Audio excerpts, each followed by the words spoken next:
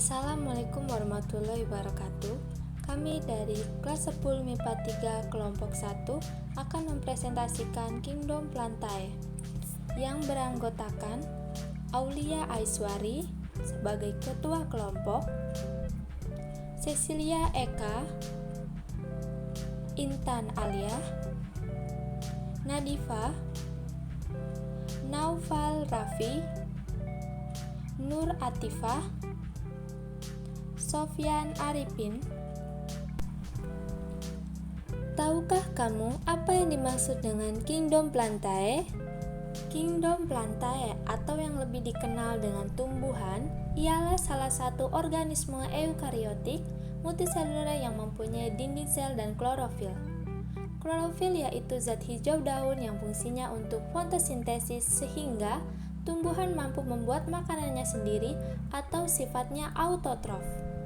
Inilah yang membedakan antara Kingdom Plantae dengan Kingdom Animalia. Perbedaan lainnya dari Kingdom Plantae tidak bisa bergerak bebas seperti Kingdom Animalia.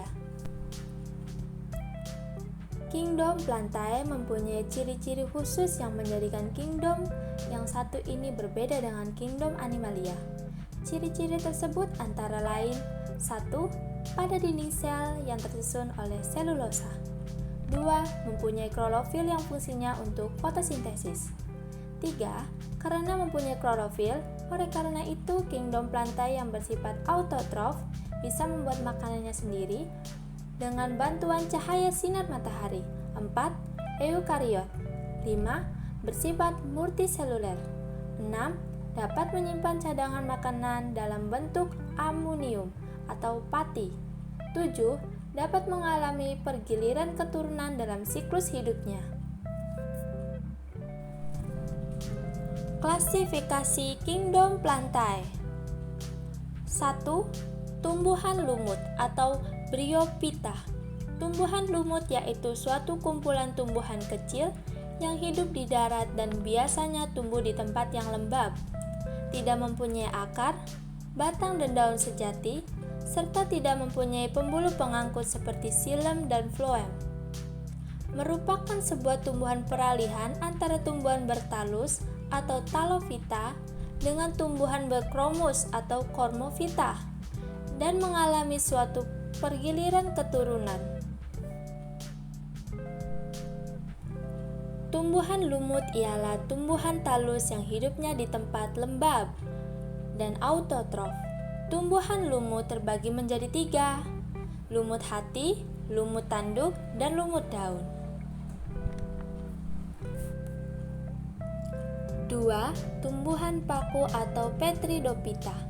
Tumbuhan paku ialah suatu tumbuhan yang sudah mempunyai akar, batang dan daun sejati yang berkembang biak dengan spora atau Chromophyta berspora dan mempunyai pembuluh angkut seperti xilem dan phloem.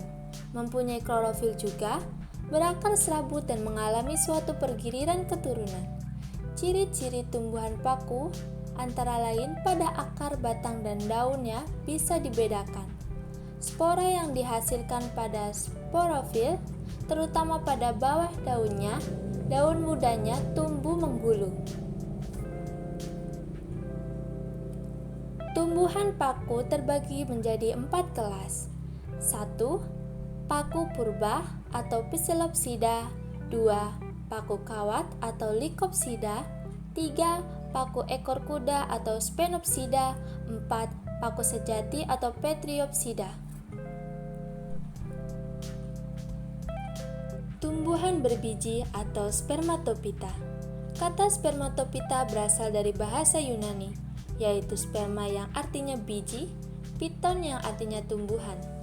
Kelompok tumbuhan yang hidup di darat, mempunyai akar, batang dan daun sejati, Trachophyta, autotrof, serta dapat menghasilkan biji.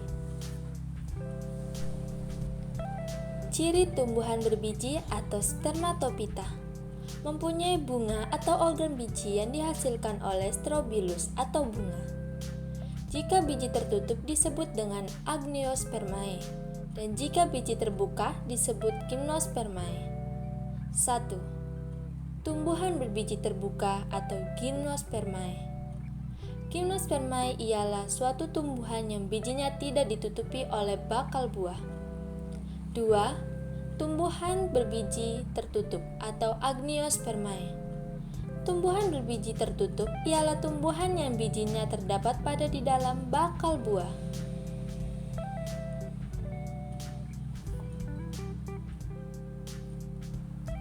Tumbuhan Gimnospermae dibagi menjadi 4 kelas. 1. Cicadinae. 2. Ginkgonae. 3. Coniferinae. 4. Gnetinae. Ciri-ciri tumbuhan berbiji tertutup atau Agniospermae. Hidupnya sebagai pohon, perdu, semak yang merambat atau herba atau terna. Daunnya terbentuk pipi dan lebar dengan susunan tulang daun menyirip, menjari, melengkung atau sejajar. Mempunyai bunga sejati dengan sebuah perhiasan bunga yang berupa kelopak mahkota bunga dan pada alat perkembangbiakannya berupa putik benang sari.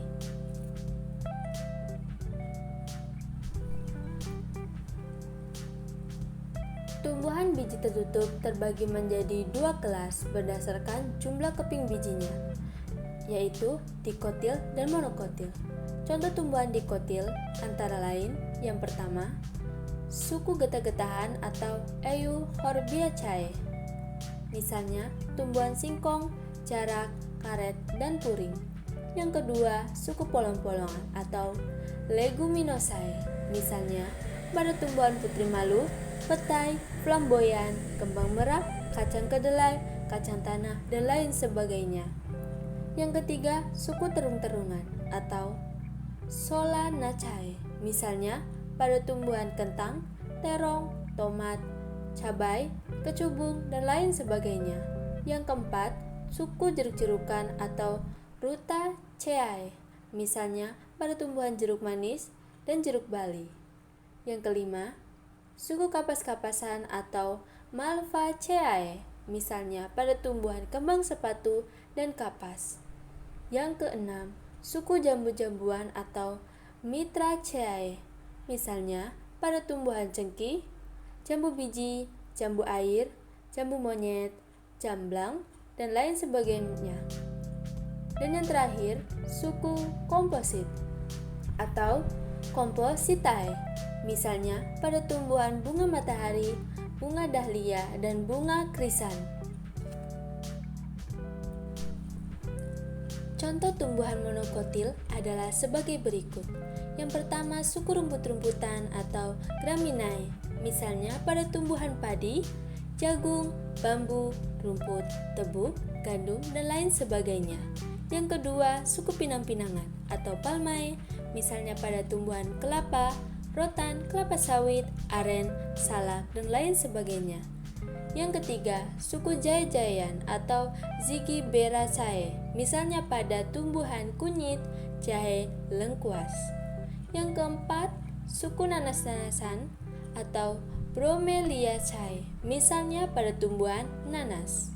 Dan yang terakhir, suku anggrek-angrekan atau Orchidaceae, misalnya pada tumbuhan anggrek bulan, anggrek macan, anggrek yang tumbuh di hutan Irian Jaya, dan lain sebagainya.